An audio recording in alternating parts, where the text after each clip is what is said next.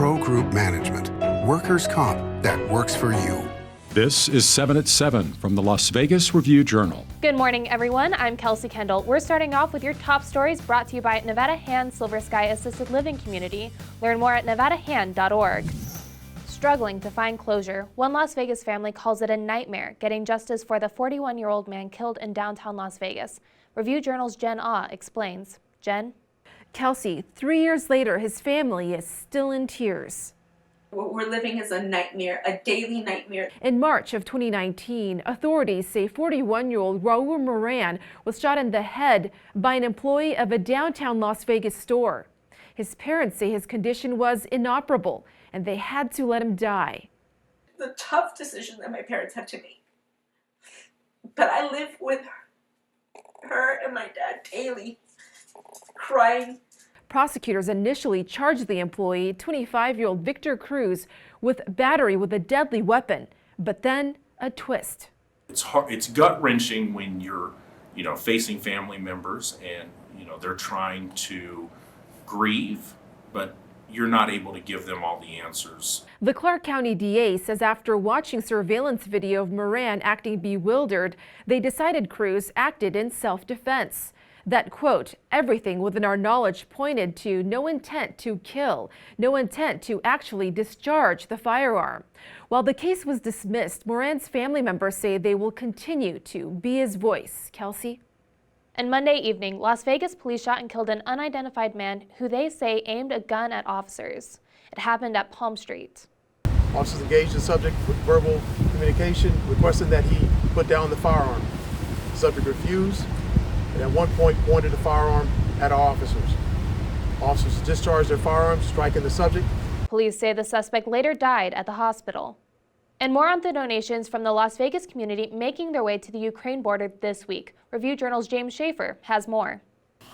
I wasn't surprised. I knew it could be big. Alona Burns and her son Maximus packed suitcases for a trip to the Polish city of Warsaw. Alona, who moved to Las Vegas in 2004, plans to fly to Warsaw where she will deliver 1,100 tourniquets destined to help people in need in her family's home of Ukraine. Sometimes box will come just with one, sometimes with two, with five, and then here is a box with 200. Every time I come home last 3 days, there are like a pile of boxes in front of my door. All community gathered together to do this. Alona will be then picking up 10 people who she said she will host back at her Vegas home. For the Las Vegas Review-Journal, I'm James Schaefer. Now for today's weather report, brought to you by Star Nursery, your garden's partner for every bloomin' thing.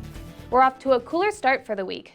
For your Tuesday, expect cloudy skies and more rain later this morning. Highs getting around the mid-70s, 60s for your lows this evening. Then for the rest of the week, we're heating back up. By Saturday, we're looking at highs in the upper 80s with lows in the high 50s, low 60s range.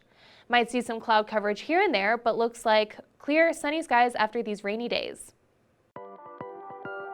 Now in your health news, are you ready for a second COVID booster shot? The Biden administration is expected to authorize a fourth dose of the Pfizer and Moderna vaccine for people 50 and older as soon as this week, according to published reports. However, I spoke today with two officials who sit on advisory committees to the FDA and to the CDC, and they think such a change would be premature, that the data isn't there at this point to indicate that there is a need for a second booster dose. Currently, the CDC is recommending a fourth shot only for people with compromised immune systems. Sports brought to you by Station Casinos, STN Sports. Download the mobile app today. Out in Palm Beach, Florida, Dave Ziegler, the Raiders general manager, spoke with media today and updated on where things stand with the draft. Our first pick's in the third round, and again, we'll see that's where we end up, or or we don't. But actually, I've had some experiences when I was in New England where we didn't have a first round pick. I think there's a couple years there. So the fact that I've experienced it won't make it as strange as maybe as if I had never experienced it. Kind of let it, if that's where we end up and we're not picking to the third round, then there's a little bit more time to continue to prepare, continue to kind of get organized. You'll see where things fall. You'll have a very clear picture of what's available and what's not. I think, we'll have a plan to execute at that point if that's the way it goes. Sports betting, sponsored by Las Vegas Paiute Tribal Smoke and Cigar Shop. Duke forward Paulo Banchero is the plus 250 favorite at Caesars Sportsbook to win the NCAA Tournament Most Outstanding Player Award. Kansas guard Okai Abaji is the plus 450 second choice, and his teammate Remy Martin is the 7-1 third pick. North Carolina forward Armando Bacot is plus 750. Villanova guard Colin Gillespie is plus 850. Villanova forward Jermaine Samuels and Duke forward AJ Griffin are each 10-1. Now in your business news, sponsored by Bank of Nevada, Bank on Accountability. The owner of the Palms Casino has added to its executive team. Dan DeRigo, former Chief Financial Officer at MGM Resorts International, has been named CFO of the gaming enterprise of the San Manuel Band of Mission Indians, which bought the Palms last year. The Palms has been closed since the start of the COVID-19 pandemic 2 years ago. And 3 European flights relaunched from here in Las Vegas. This past weekend, Eurowings Discover restarted its nonstop service between Harry Reid International Airport and Munich, Germany. Then on Monday, a subsidiary of the Lufthansa Group restarted its service between Vegas and Frankfurt, Germany, as well as Edelweiss with service to Zurich, Switzerland. This comes after a pause due to the pandemic. In your lifestyle news, this week the Animal Foundation is waiving its adoption fees for large adult dogs and adult cats. This initiative goes until Sunday, April 3rd, so you'll want to go find your forever friend soon. The Animal Foundation is teaming up with North Shore Animal League America as part of the Tour for Life 2022, the world's largest national cooperative pet adoption event. In your entertainment news, sponsored by DiscoveryNevada.com, brought to you by Travel Nevada, MGM Resorts reveals the latest additions to its art collection.